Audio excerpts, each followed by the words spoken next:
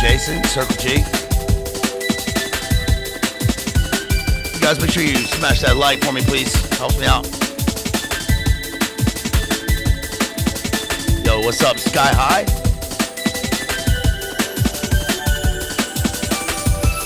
There's Block Party. That's my buddy. Yo, that was Rooks G. Of course, we always play Rooks G. Hey, look, I'm very generous with movies. I go into them with an open mind. I go into them with good faith. We talk a lot about movies. Almost all the movies seem to have, of course, like we've said before, Gnosticism. They always have a Gnostic theme and or the most dangerous game. What's up, Kristen? But I'm diplomatic in my movie-going experience. I want to see the movie. And I almost never pay attention to critics or anything before I go see a new movie. I don't read reviews usually. Why do that when we're about to do an analysis of this movie? Not just a review. I'm not going to do a 5-minute review. I'm going to try and talk about the movie a little deeper. But this movie is one of the most inhuman things I've ever seen. It is so bad. It is an incredible, incredible piece of trash. And and I don't I have a lot to say about it, but people were talking about the movie. I didn't read I didn't, like I just said, but I did see, I heard people talking about this. What's up, Justin Henley? I just heard people, I heard the Boomer News talking about the movie. I heard there was some controversy. I'm not on Twitter or X. But I went into it with an open mind, and I thought, oh, you know what? Usually in our movie-going experience here, when we talk about things, movies can be highly misunderstood, and it's important to see movies for their revelatory aspects, their predictive programming, what they have to say about various things, the occult, geopolitics, societal issues, whatever it is. But this movie was absolute shit. It was so fucking bad. Excuse my language. I know it's the afternoon, but it was so bad. And I wanted to leave. I wanted to get up and leave in 10 minutes, but I didn't. I stayed for the whole thing and watched the whole thing. And it's not bad for the reasons that people, I suppose, because we're all dialed in. We're dialed in. We're so dialed in that we hear the chatter. You just got to pluck it from the airwaves, as he says, in heat. But it's not bad for that reason. It's bad because it's another egregious example of inhuman. It's almost inhumane. It's as Norm said, it's unsettling. It's unseemly and it's unsettling. No, this movie is trash. It's really bad. And look, I don't really care about Superman. That's not why it's bad. I don't, you shouldn't need to. You should be able to go in and see the movie. I never really cared about that. I don't really care about the comic book movies. We all know, it, as Maddie says, it is what it is, and it ain't what it ain't. What's up, Jethro? I did see the 2006 Superman movie when it came out. That one, I saw that one because I was on a date. So I saw that. I like Superman 2. I like the one part where they say, kneel before Zod. That's it. I like the meme. I never really cared about the movies, but that's not why it's bad. It's bad because everything about it is horrible. I mean, everything. From start to finish, really, this was so bad. And I went in a packed cinema. I paid movie. We paid money to go see this movie, and there was. So here's the thing. So you remember when I covered Maxine? Remember it's the third part of Pearl, and the Mia Goth movies. And then when I saw the Monkey movie, and there's a thing about this kind of slasher horror movie that I never watched when I was a kid. But when you go to those movies, and there's hardly anyone in the theater, there's the thing that reminds me of theater itself is a kind of live reaction that shows that people that are watching the movie are human. And there's always a dude that's like me in the movie, like in the movie theater. So when we watched Maxine, there are parts of the movie where there would be a guy in the way back at the top of the theater who would go, ha! And I would go, hell yeah. And that little bit of movie going experience is kind of all you need to show that, there's something to latch on in the movie at the very basic, at the basic level. But this had nothing. It was totally dead. There were no laughs. There was nothing. There was absolutely nothing. There was nothing. There was no response from anyone else. My only response was I sank lower in my seat as it went on. And I'm not trying to be snarky about the movie. I don't want to hate the movie. I would rather go to a movie and it be a great experience. Do you remember how disappointing Napoleon was? Do you remember when I covered Napoleon? Ridley Scott's Napoleon. I went into it, and the conclusion that we kind of came up with about that part of it was that It must be AI. It must be the influence of AI on the script because there's a synthetic quality to it. It has all of the it had all of the elements that you could have in a film to make a film, but there was something missing in between the lines. Kind of like when we talk about music, and the great singers will sing on the great singers sing between the notes. If you are in school and you're singing notes, or you're giving a piece of music, or you have a mediocre singer or whatever, you look at the notes and you play the notes. If you're a musician, you play the notes, but the great musicians kind of play around the notes, through the notes, between the notes. They sort of take ownership of whatever the thing is. If you're a singer, you're singing the lyrics, the words have to have meaning. And this movie was like, it had all of the things. It had apparently a script. It had a director. It had a production crew. It had extras. There were actors. It had CGI or whatever. It had green screens. It had Superman lore. It had comic book. But all of it was like an imitation of something. It was very, very weird. It was very weird watching this. All right, so what happens in the movie? So first of all, it is. I heard an interview. I saw a clip of a thing with James Gunn, which I didn't mean to. I didn't seek this out, but I did hear it kind of in the background. And James Gunn said, "Of course, my movie's political. Of course it is, and of course it's about the letter immigration." He said, "Of course." Well, we're gonna expect that shit, I'm not gonna not see the movie, especially see it so you don't have to, just because it has that. We can expect that of movies. They're all going to have some sort of political indoctrination in them, or some sort of political message that is supposed to replace morality, or ideology that replaces religion, or a comic book superhero, a Superman that replaces any kind of faith. I mean, we expect that when we watch the movie. But the problem with this one was that there was no charisma, there was no characterization, the character building was disjointed and out of place.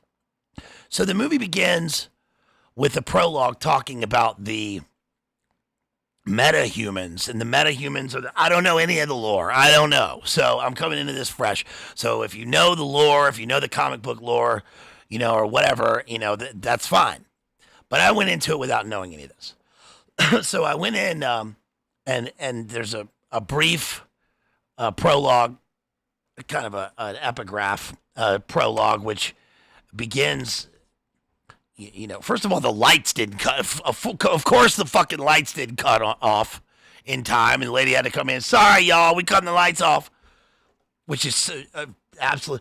Oh, one more thing about movies. And this is not about Superman, but it kind of is about Superman a little bit. But I don't know if they've done this with your cinema. Movie theaters are getting all revamped now, and they're almost all a type of.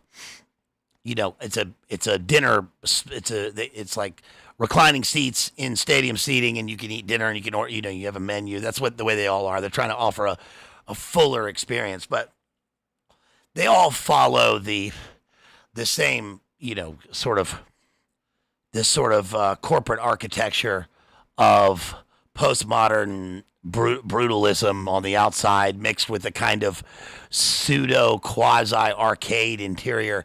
And that's fine. I don't care about that either. I like going to the movie theater, and there's a kind of 80s vaporwave carpet, and it's a lot of neon. That's cool.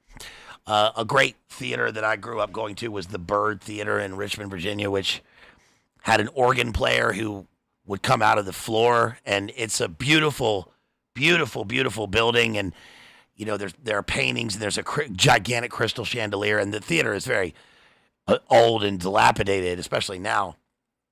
But that was when we sort of had variety in our experiences. It's the same thing about, if you go to a car dealership and they looked like casinos in the 70s or whatever that was, But what I noticed about the movie theater, and I don't know if you guys have this, is that, of course, when we think about Kenneth Anger and Hollywood Babylon, that the stars are the people we're looking up to. We're looking up at the not to get too esoteric with this, but we're looking at a screen, and the screen is a kind of veil, but it's also a kind of a blank black screen, kind of like we're looking at the sky. And of course, the stars are the human beings who are gigantic above. They're above us, so we're supposed to look up to them. And they also have discussed this many times how part of the purpose of Hollywood from the beginning is a kind of eternal youth. It's a kind of, Ponce de Leon. It's like when you film the movie and you're in the movie, as long as the movie stock doesn't degrade, you live forever at that age. Brando gets older, but he can always see himself in Streetcar Named Desire or whatever, in 1953, and he can look at the way he was. But to many people, when we view art, when we go to the museum, when we go to the opera, or when we're reading a book, we're experiencing those things now.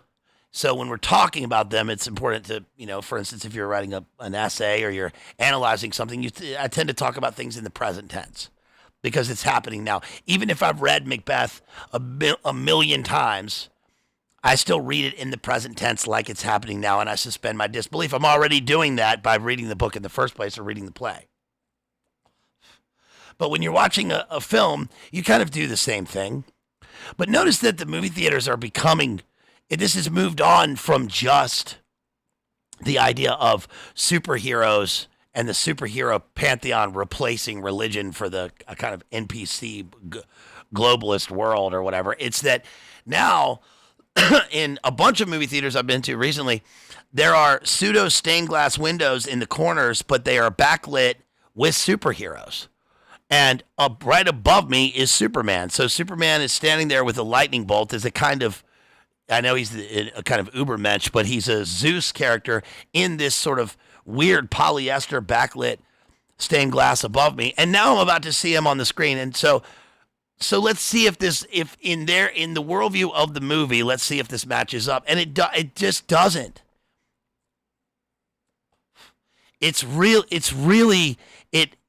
Maybe it's purposefully degrading. Maybe it's supposed to terrorize us in its aestheticism.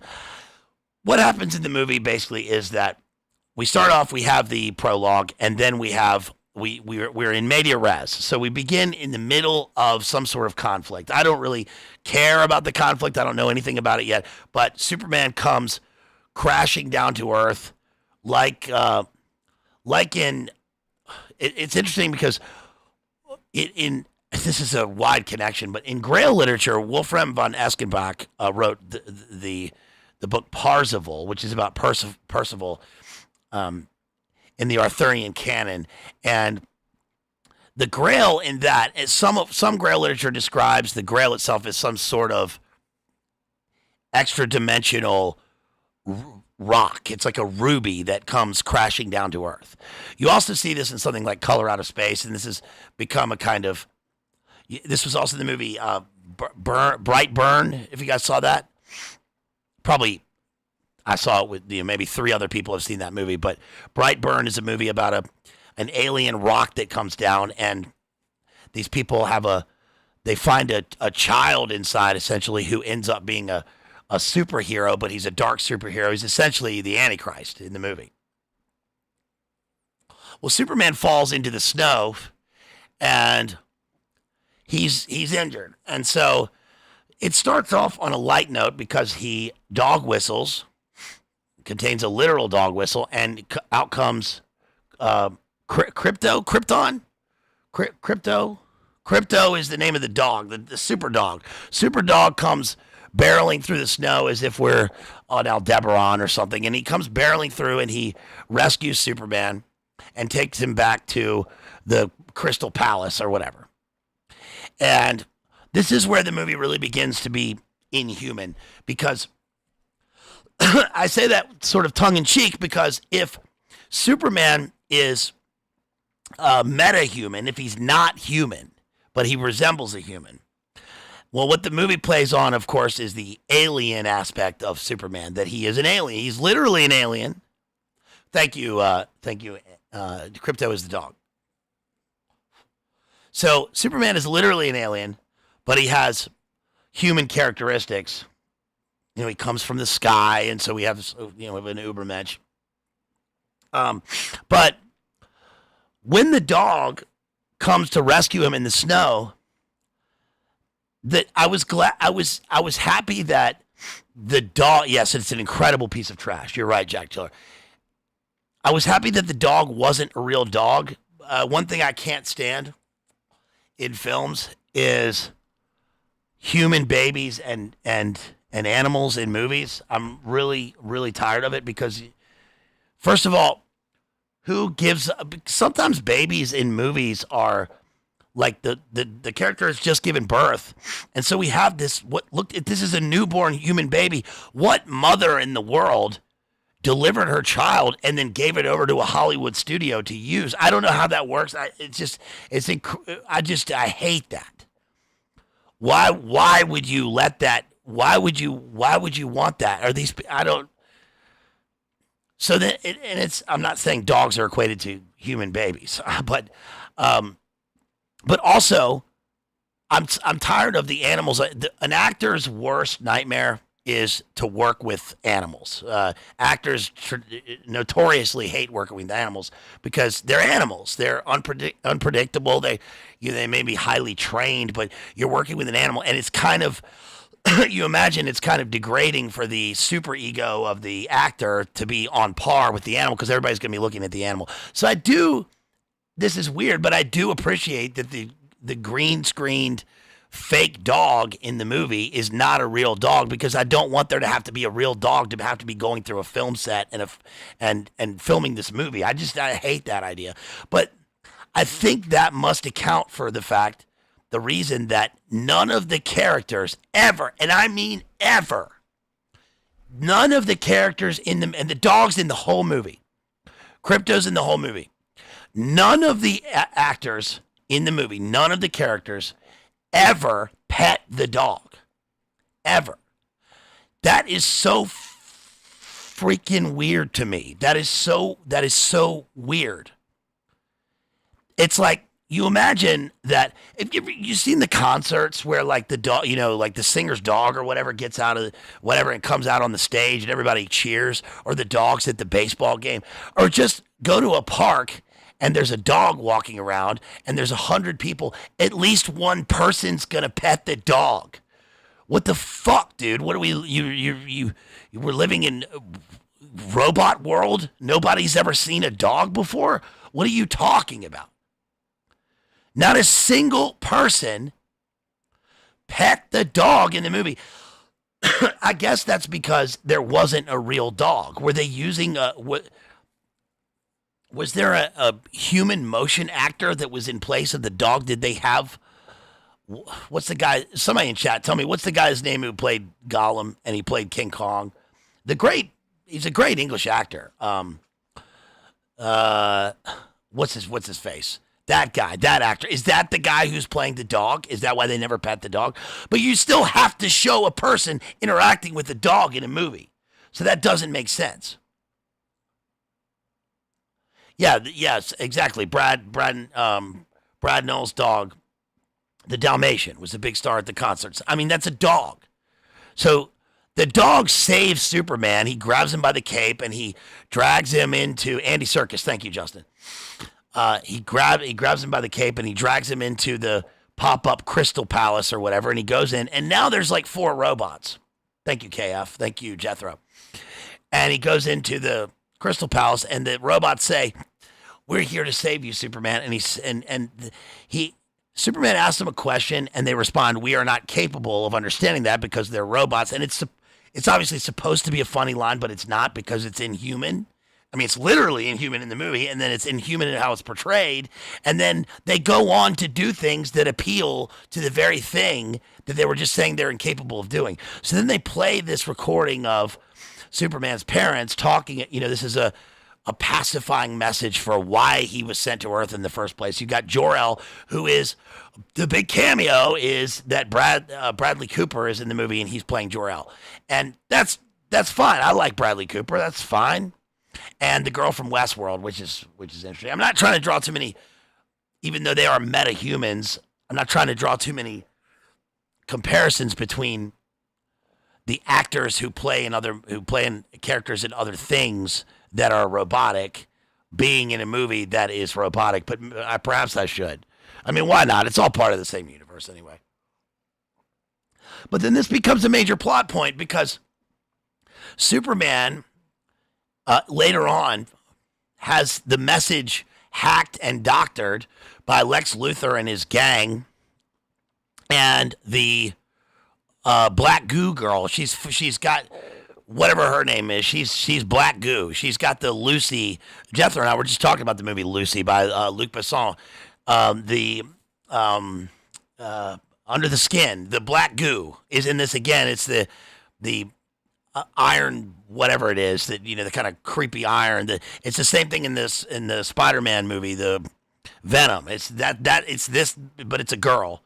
And she hacks into the computer by plugging in her black goo metallic tentacles into the computer system in the Kryptonian Crystal Palace, and she hacks the message, and then they deep fake it.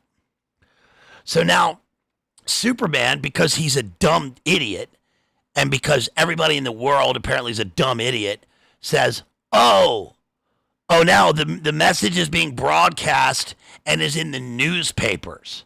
So the newspapers say he was sent there to overlord over the people. Plus, they say that he's got a harem, and his goal is to marry as many women as possible. So it becomes a sort of, there's some kind of Islamic fabric woven into this whole thing. And then they find him repugnant because of that, just on the surface, as if the people in the world, or as if the people standing around in New York or even in the movie would care about that, about promiscuity, as if they would care.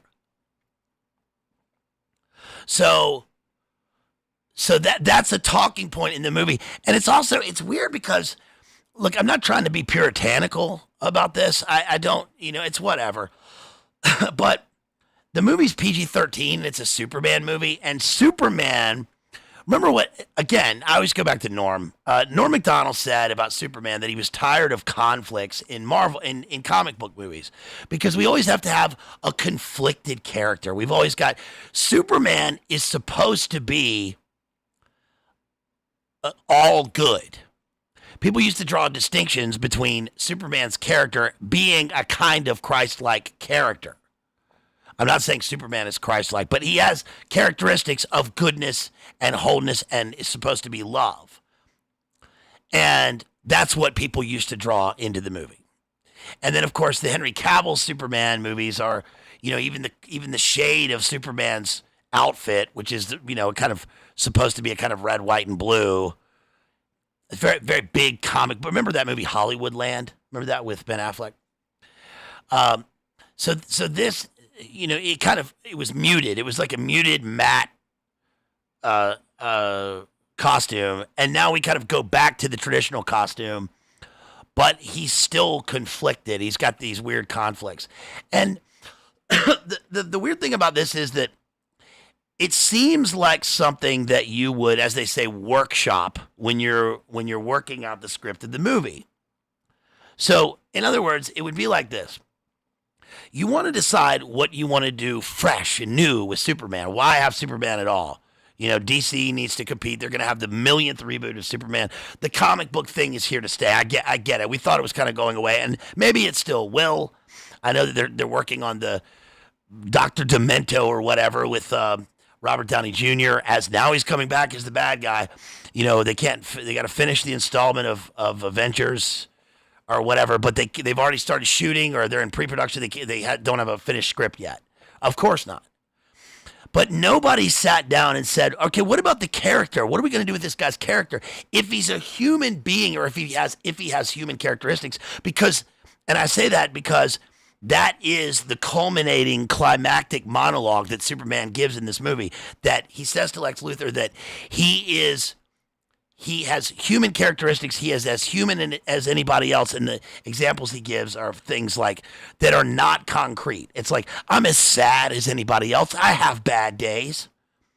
But I thought Superman Superman's bad days, what makes him Superman, I thought, correct me if I'm wrong, but I thought Superman's bad days were bad days that dealt with world conflicts or not being able to stop the bad guys fast enough. Batman's conflicts are supposed to be more human because he doesn't have superpowers. Frank Castle's Punisher conflicts are supposed to be based on the fact that, his family got smoked by a terrorist group or whatever. So, and I don't care about the lore. I'm just saying that would be something that you would sit down and discuss and work out for this person that you're going to put on a screen and you're going to have a story around them. Because if there's one thing that we can't, any human being, any real human, any human being who has any, you don't even have to have critical thinking. You can be just the most bog person stacking mud all day. And the one thing that we cannot take when it comes to, for instance, movie entertainment is being taken advantage of or being, you trying to curry me? Taking the piss, mate. It's like to pretend like there are human beings in this thing and they don't resemble humans at all is an uncanny valley. And I think that with Napoleon, the movie, the thing that came out of that was obviously seems to be the influence of AI on the script, but I don't think it's that. I think we've gone way past that with this. I think that people's minds or creativity must be totally subsumed in even the mode of thought of AI. So now they don't even have to use that, and it's like you're already below the levels of AI. There's just no humanity left. I think that recently I talked about PKD and do androids dream of electric sheep, and one of the clever things that he does at the end of the book, Blade Runner, of course, based on it, we just covered this. One of the clever things that he does towards the end of the book is he shows the inhumanity of the synthoids, of the cyborgs, of the robots, because of the cruelty that they display to a creature. And it's really clever in that book because the guy finds the last spider on Earth. The last spider, it's a real spider, and they take it and they pull the legs off and they take it apart because they don't have anything on the inside. There's no humanity, there's no heart, there's no soul. It's just an imitation of that. And that becomes a way in for the reader. We can differentiate between what would a human being do, not this. Who even thinks...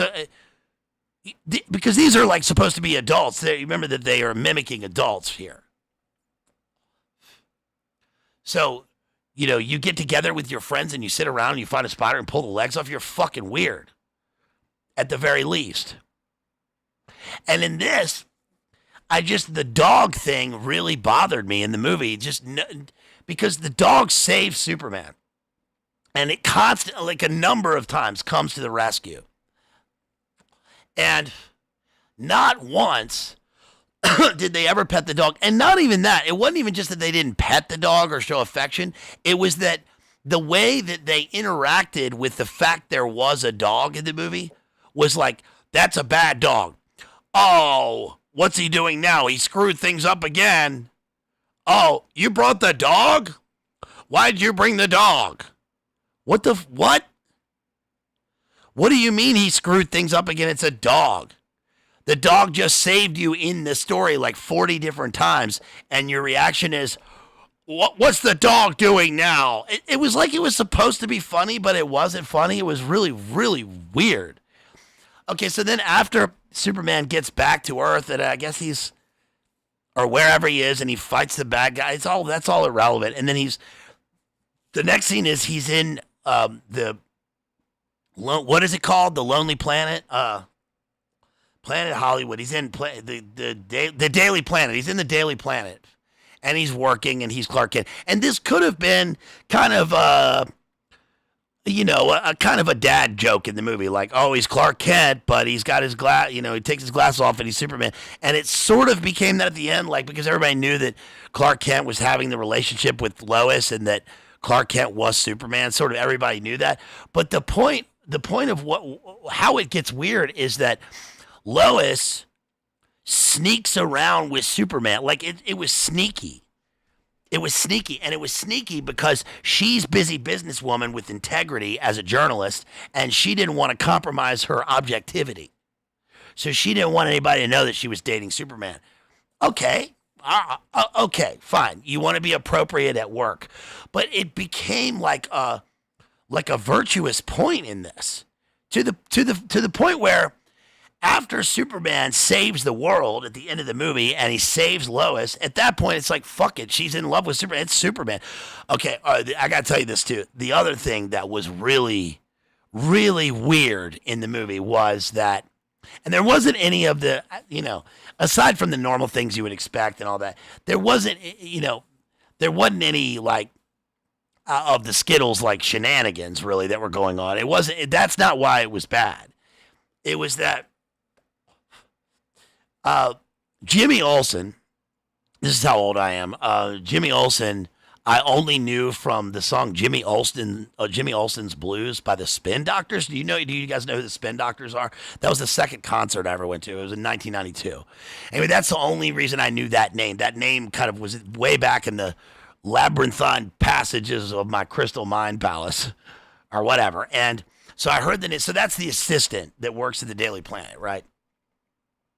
And so he's got a secret contact who's letting him know where Lex Luthor is. And the secret contact, you realize, of course, is Lex Luthor's, the Babe.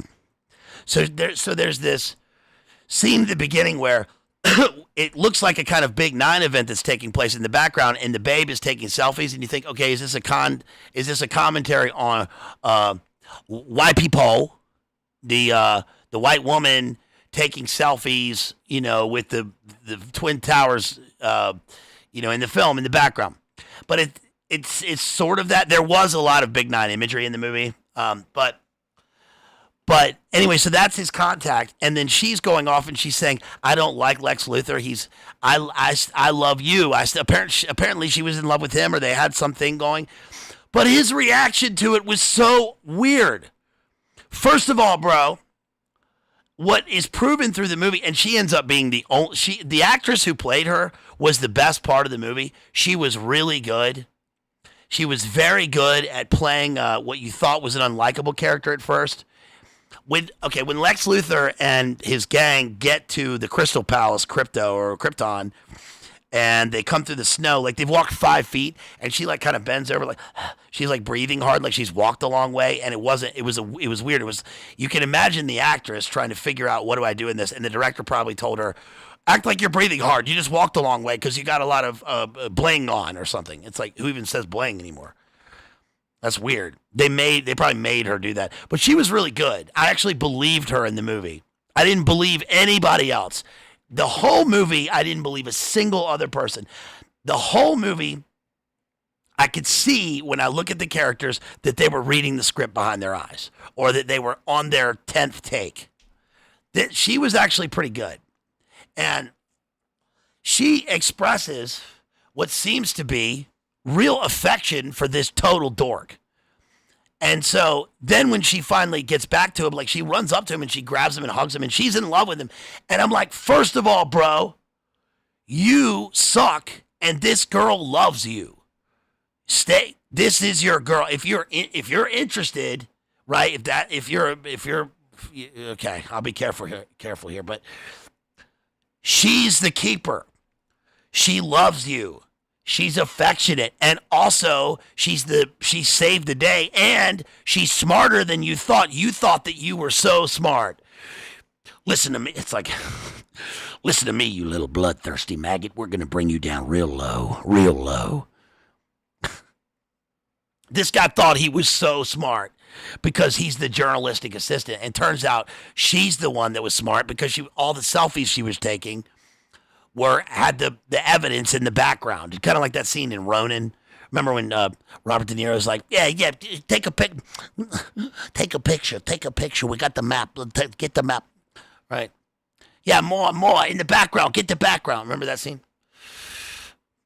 So that's what she was doing the whole time. And guess what? On top of it all, she's super hot. She's super fine.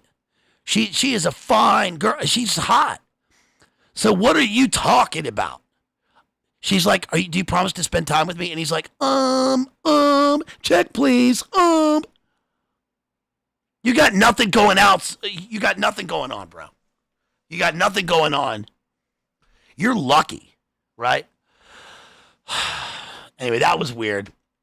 But we get this scene again. We're in media res with the relationship between Clark Kent and Lois Lane. And so what happens next is, this is still at the beginning of the movie. I'm just going in a non-linear fashion here. We're Tarantinoing this bitch today. Excuse my language. I know it's an afternoon and I won't do it again. So Lois gets home. She goes into her New York City apartment, which is very big and very nice. It's another, you'd be living in a freaking pod. So she walks in and she hears some noises. Who's there? Who's that? Who's there? She grabs the baseball bat. She comes in. Ooh, I'm going to get him. She goes into the kitchen, and it's Clark, and Clark's making dinner. And I was expecting Clark to have an apron on, and she'd be like, good boy or something like that. I was expecting that. I was dreading, and thank goodness they at least didn't do that. But Clark's like, hey, I got home early. I'm making dinner. And she's like, you have to be careful. What do you mean? So this is what I'm talking about with human characterization. In the life of the people in the movie, this isn't logical. Because Lois wants to hide a relationship with Clark at work and in public where people can see. But when she comes home, if they are in a relationship, when she gets home and she hears noises, especially cooking in the kitchen, she would expect that it would be Clark. Now, she might be careful about it, but she wouldn't be, who's there? Who's there? Right? It just doesn't make sense. So then when she goes in, Clark's like, hey, I got home a little early. I thought I'd make your favorite. I thought I'd make you some dinner. He's not simping. He's not he's just, this is his fucking girlfriend, and he's making some dinner once. Fine, whatever, man. He wants to cook. Maybe she's a bad cook, so he's cooking. But he says, I made your favorite, breakfast for dinner, which, by the way, is great. And she says, I don't like breakfast for dinner. That's your favorite, not my favorite. Okay, fine. So she's got to argue with him right away by making dinner. It didn't make sense. It didn't make sense unless she's just another annoying, it's just, it didn't make sense. So then they get into this thing about how she wants to interview him as Superman. So this is another character flaw in the movie. She begins to interview him, and he's talking about how he, and she's kind of got a point with this thing, because that's the whole point in one of the conflicts, again, a synthetic conflict that occurs in Avengers is, and I know everybody's probably seen Avengers. I mean, you saw it. It was on TV one afternoon. You saw some bits of it. It was like the biggest movie in the world. If you didn't see it, just to catch the occult symbolism. But so she says to him, like, you invaded Dagestan or whatever. And he's like, I didn't invade. They were gonna invade Jaipur, and they were gonna kill a bunch of people. So I stopped them and nobody died. And she kind of has a good point here, which is that, yeah, but now what if you're living in America or whatever and you're on our side, then when you invade, when you stand for us and you go in and we don't even know there was a conflict. So now things are on edge because you've started a conflict, and now they're going to use this as a geopolitical pawn. And that brings us into the other aspect of the movie. The movie is clearly a commentary on, guess what? That thing that's been going on for the past few years in Eastern Europe. It's clearly a conflict there. Pooty poot bad. Pooty poot bad. And it takes Superman to do that. Lex Luthor is a George Soros character who is partnering with the military-industrial complex, and he's also basically an R child. He's an R child in the Napoleonic era, and now who is engaged in total full spectrum dominance, economic warfare, military industrial complex shenanigans. He's funding both sides of a war so that he can build up his profits, and he can fund a Hadron Collider, CERN, so that he can go into a metaverse and cause a rift in the world by controlling all of the superhero aliens. And the aliens are the not only people like Superman and the Green Lantern and the Super Friends show up or whatever. Also, John Cena shows up in the movie because then the movie becomes an advertising product placement for whatever the Amazon show is that he's got going on, which is weird. And it was just too contrived. See, the reason that some of those like the Marvel movies were popular at the very least, one of the ways that they did things well was they had a script, and they had, no matter how ridiculous it is, no matter how whatever, they had characters who seemed to vibe off one another, and they had a chemistry. So whether that chemistry was that they hated each other or they liked each other, they knew that they were in this world in the movie, and they were all the way invested in the thing and making it good. And the script was decent for that. But this was like, there was just none of that in this. There was no humor. Like, John Cena showed up on the camera, and it was like one guy was like, I mean, that was the little bit of the audience reacted the littlest bit in that one thing. So I'm saying, I don't know. Dude, it really pissed me off. I mean, it really. I'm glad I went for you guys. By the way, I went to this movie for you. So you're welcome. No, but if you want to support, if you want to get our money back, you can support directly. You can also grab memberships and all that good stuff. And please, you can like and share. And also, thank you for being here. So thank you. I'm glad I went because I could see how far things have fallen. But this really was just a futile exercise in kind of just a nothingness. It was unbelievable that it went into the metaverse again. And the metaverse had, again, this was the synthetic aspect of it. Not only was Superman totally contrived and synthetic, it had, I don't know if it was the actors necessarily even. I don't know if it was the fact that the casting was not great and that the actors didn't have any chemistry with one another.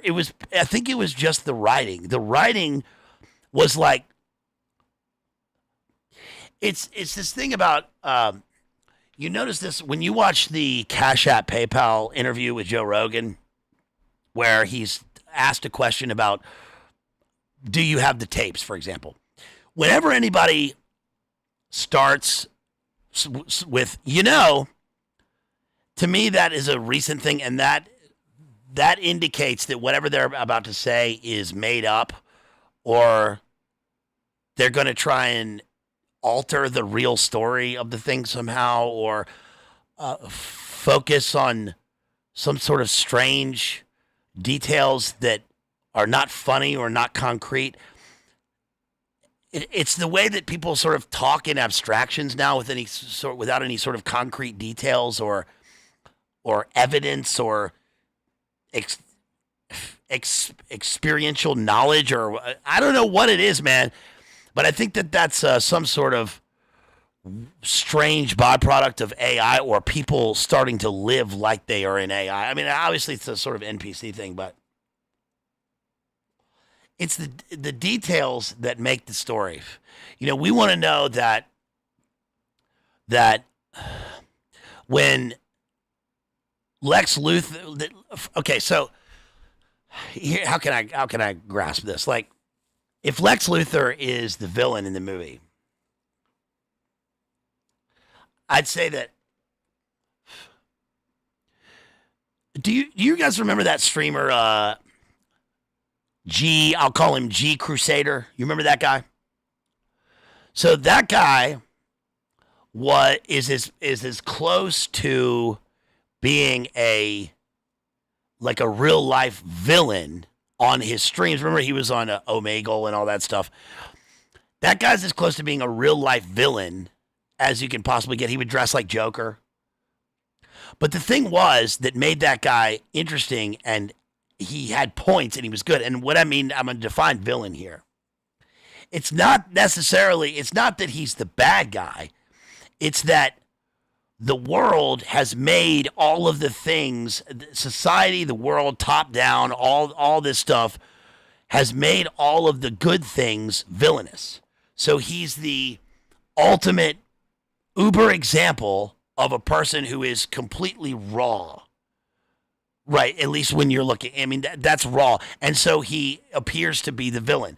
It's sort of what they were attempting with Heath Ledger in the Dark Knight, because remember Michael Caine, this is Jethro's favorite speech from The Dark Knight, when Michael Caine says, some people just want to watch the world burn. Right? There's no reason for this guy being this way. Now that ends up being that's kind of an existentialist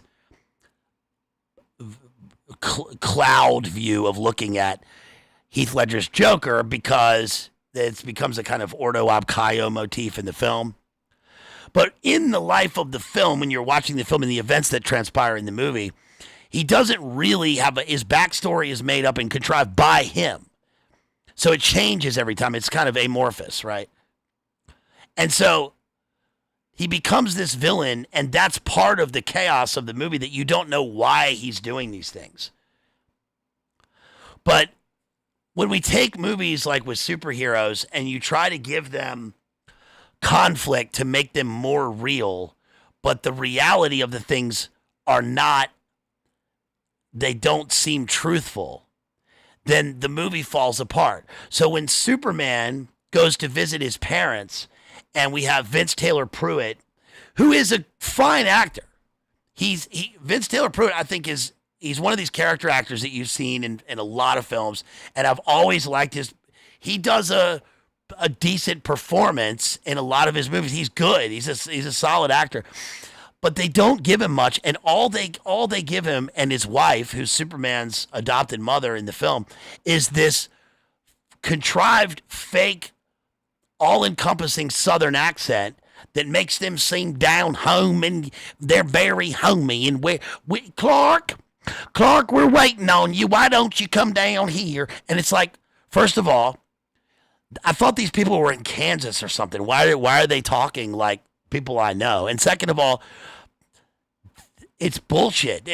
When he gets home, when he's injured in the film, and they put him in his room, the mom and dad, the first thing that they say when he gets down on the spaceship and Lois is there and she's like carrying him and he's clearly injured, is, "Hi, my name's Jimmy and this is Linda." What do you mean? Why are you introducing yourself? Your fucking son is coming down injured. Is he okay? Clark, grab something other than introducing yourself. It was not truth. It was not real. And then they put him in his bedroom. He has no chemistry with his parents. He does not talk to them. The only thing that he relates to is like the pictures that they show of his life at the end. There's also this part where he and Lois, Clark and Lois, that one of the things they have in common is they're talking about punk rock when they were younger, and it was, punk rock. Like, if you're a dude, right? If you're a dude and you met a girl and you were both around, let's say, this is what I experienced, you were around in the 90s and you found out she liked punk rock, then you'd probably say something like, what I would say would be like, no shit. I went to a lot of shows when I was younger. I saw this band Lagwagon. I saw AFI at Twisters in Richmond. You ever heard of that place? And then she'd be like, holy shit, you were at those shows? I can't believe that. I was at the Swank show. And I was like, no shit. Yeah, with the trumpets and, and I have I have one of their records in there. I saw Action Patrol back in the day. I've got them on vinyl. And then she'd be like, do you like Operation Ivy? And you talk about band, but the way they talk about it in the film, first of all, they didn't use real bands. So they're like, I really liked the Crab Daddies. Yeah, they had a real thing going on. Yes, they were really, do you know what I'm saying? It was fucking weird. It's weird enough that it was fake. I don't know why they couldn't use real bands. I mean, whatever. That's the movie financing or whatever. But it was just weird the way they talked about it. And then later on, Lois has this callback to that where she's sitting there in her office and she's pouring a cup of coffee. This scene went on for too long. She's pouring a cup of coffee, and she holds the sugar, and the sugar is dumping into the coffee cup. That's fine. That's what I do. But Jimmy Olsen's sitting there watching her, and I was like, I bet he says, would you like some coffee with your sugar? But they didn't use that. I think probably because, do you remember in The Office? It's a great scene in The Office where when Michael has his own business or whatever, and he's driving around in the Korean church van, and then and Pam is in the back. She's like, "Yeah, I want a coffee," and he's like, "Cream and sugar," and he hands her the coffee. She's like, "Michael, there's no coffee in here," and he's like, "Yeah, it's cream and sugar." That's a lame gag, but I mean, it's okay. What's up, Hollywood will burn? What's up, buddy? You know. This one, she's pouring the coffee, and then he's like, a little sugar, and she goes, "Yeah, I'm punk rock." Get the fuck out of here, dude! Holy shit, that was bad. The Mr. Intelligent or whatever, who's the black hacker, of course, he was in Mindhunter. They got a whole bunch of actors in this that were, and I'm glad they're getting work. I mean, there were a whole bunch of actors that were in various TV shows over the past few years. Like the Game of Thrones. There's a Westworld. There's a Mindhunter. They just kind of got the Netflix stable of actors, and that's fine. But Mr. Intelligent has a spaceship or whatever, and he goes and This is an example of it. He walks up to the warehouse where a spaceship is, and it's like, imagine cutting this scene. Like, director yells, "All right, roll tape, speed, action," and and they walk up, and you see him walk up from behind. He takes out a remote control, click. Even that was too long. That was too much exposition. And then the door of the warehouse opens very slowly.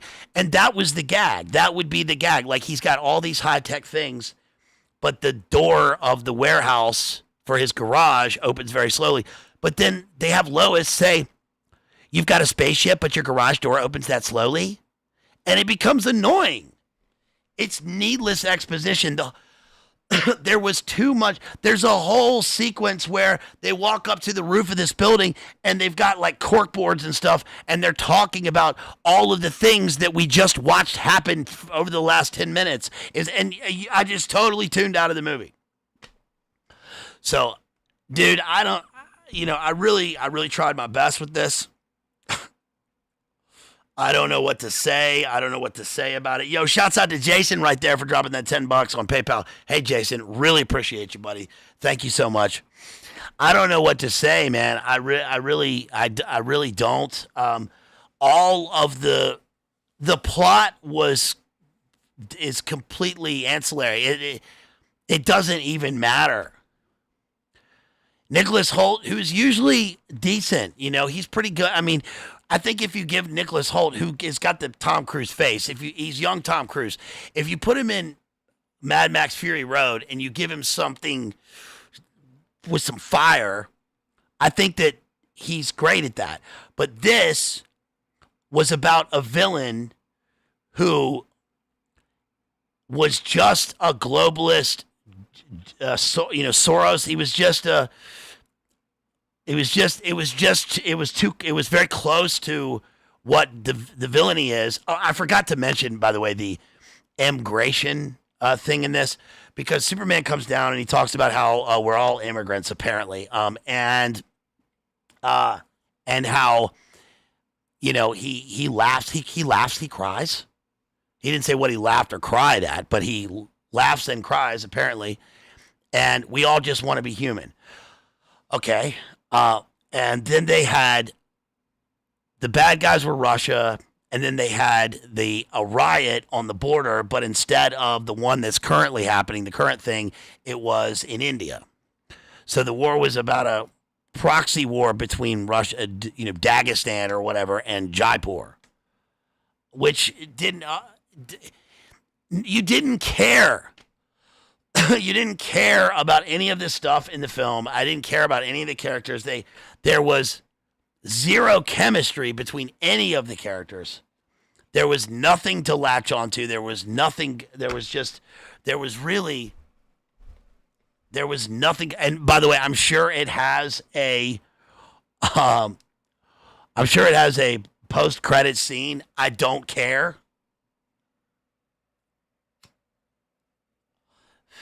I don't like being so negative about something, and I reserve this for something that really deserves it. And this really did deserve it. This was very bad. And I saw it so you don't have to. And again, it wasn't bad for the whatever they're saying, about it being a woke movie. Of course it is. Of course it is. It was bad because it was a badly made movie. I just can't understand. I can't understand how at every single level you could let this happen. I can't understand it. Like I don't care about the Superman movies with Henry Cavill. I don't really care about those either, but I did see, I guess I saw the first one, and Kevin Costner's the dad, and it's like, when Kevin Costner's talking to his son in that movie, he's talking like as a human father is talking to a human son. And so when he sacrifices himself for his son, or he shows him, this is the way you want to be. There was kind of a speech like that where Vince Taylor Pruitt said, and this was one of the only things to latch onto it. He said, parents, it's not a parent's job to teach you who you want to be, but it is. Or it's not a parent's job to teach you who you should be or what you want to be like. And I thought, okay, they could do something with that. Like if you're an adult man, it's not your parents' job to reinforce, oh, you're living the completely wrong life or something like that. But you do, but they should. And also, the movie was about, it doesn't matter where you come from. It only matters where you're going. But it does matter where you come from. It does. And it does matter what you do in your life and what you've done. It does matter.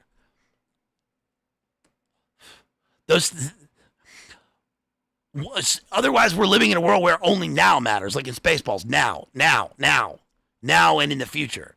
And it matters theologically, it matters how you repent for the past and how you try and change your behavior for now, and you try and live differently for the future. But in the sense that, in the sense of the movie, that didn't make sense. So anyway, that's about it. I don't know what else to say about the movie. I really, I would not. This is not good. This is really not good. And I really didn't want it to be bad. I didn't like it. I thought maybe they'll be all it'll be wrong about this, and it will have some good points. Maybe it'll have something revelatory for it. But it wasn't. It was just more of the same and done very poorly and completely mixed up and disjointed. So, I am looking forward to I'll go see the Philip Seymour Hoffman movie. There's a new Jordan Peele produced movie about a football player who sells his soul. So that'll be an occult movie that we can talk about and we can see. I'll see the one with Benicio del Toro and Leo. If there's something you want me to cover, let me know in the comments after this, especially with books. I'll probably cover Dostoevsky sometime soon. I know a lot of people want to read Dostoevsky and want to have some insight into that or have read it. What's up, Paul? What's up, buddy? And, maybe, so if you want me to read Dostoevsky or if you want me to read Tolstoy, give me some ideas for some literature that you want me to read. You can still go see my C.S. Lewis analysis, part This will be part 3 of the Narnian series. I just put that into members. You can grab a membership. That is Prince Caspian, Voyage of the Dawn Treader, and the Silver Chair. I'll be covering A Horse and His Boy, The Horse and His Boy coming up, and then The Last Battle. I'll also be doing Till We Have Faces and the Space Trilogy. I'll also be covering Fearful Symmetry, Northrop Frye's book on William Blake and all things William Blake. I've covered Blake a few different times. If you want me to cover Get Out or Nope or anything like that, whatever you want me to cover, just let me know in the comments after this. Hey, you guys, I think we should, you got to see movies. I mean, I think we should see movies and, if not just for entertainment, also for, I think we should, I'll see them for you if you don't want to see them. But let me know some things that you want me to cover. I will be heading off, going off to Michigan. I'll be in Michigan next week, and I'll be meeting up with Rachel and Andy, so that'll be fun. And, yeah, you guys, I hope you're having a great summer. We're in midsummer. Go watch my Midsommar analysis from last year. Check out my American Psycho analysis and all the Bret Easton Ellis videos. Check out some of my literary streams, and you can, if you're looking for a movie and you want to ask if I've covered it, just type it in or look through the feed there, and I probably have covered it. And if not, let me know. So that's about all I got today, you guys. Hope everybody's doing well and staying out of the heat. And I did Boiler Room last night. Shouts out to the Boiler Room crew with Hesher and Spore and Ruckus. Mark Anderson was there. So we talked all about all the current events that are happening and all the shenanigans. We also got into talking about memories of the early internet. Remember the Mike Vallely video? We talked about that. GNR Lies. And some other things from the 90s. The game Spit on Saddam from Macintosh Classic. So go check that out on Alternate Current Radio. Please support Alternate Current Radio and check out the other streams. I did a fun one yesterday with Baron Strawberry over on his channel. That was really fun because if you didn't catch that, he asked me, someone in the chat asked me, hey, do you know, and they gave me a name. And I said, yes, I do know her. I knew her well. And I said, do you know Claire from London, at the same time that the person in the chat put, do you know Claire from London? So we have mutual friends. Those are her 2 best friends. I knew them in Belfast. We lived on the same street. We lived in the same place in Mount Charles in Belfast. This was 20 years ago. So what a small world. That was really, really awesome. Jason says the Barbie convo was really funny. Thank you, Jason, for all your support. Hey, guys. Thank you again. And let me make sure I didn't miss anybody here. Hey, shouts out to Justin. Right there, Justin Henley. Again, we must be cousins. Justin sends $5 on PayPal. I don't think you sent a message, but that's okay. If you did, I'll get to it next time. Thank you, Justin. Really appreciate you. You can support me on all the links, you guys. Make sure you like and share. Help me to get these numbers up. The numbers for pretty much everybody, all of our friends, are kind of dipping right now. So please help me to get these numbers up. And I know it's the heat of the summer. I'm trying to get fit again. I've been exercising. I'm about to go exercise again for the second time today. I'm trying to cut down on my Red Bulls. Can you believe it or not? So yeah, we're trying to stay healthy and keep on LIVIN. So thanks you guys for all you do. Thank you for being here. Here's Rooks G with Cozy Island to play us out. What does that mean, to play us out? To play us out. What, like to end the show? All right, go. Can't do it. Do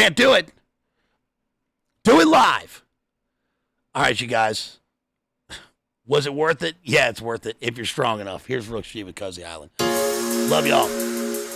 Smash that like, please. Make sure you subscribe. Please give me rewatches and share this on all the socials. Love y'all. Let me know in the comments what you thought. And have a great day and a great night. Oh, and check out our friend David Patrick Harry, who's live right now. Church of the Eternal Logos. All right, y'all. Peace.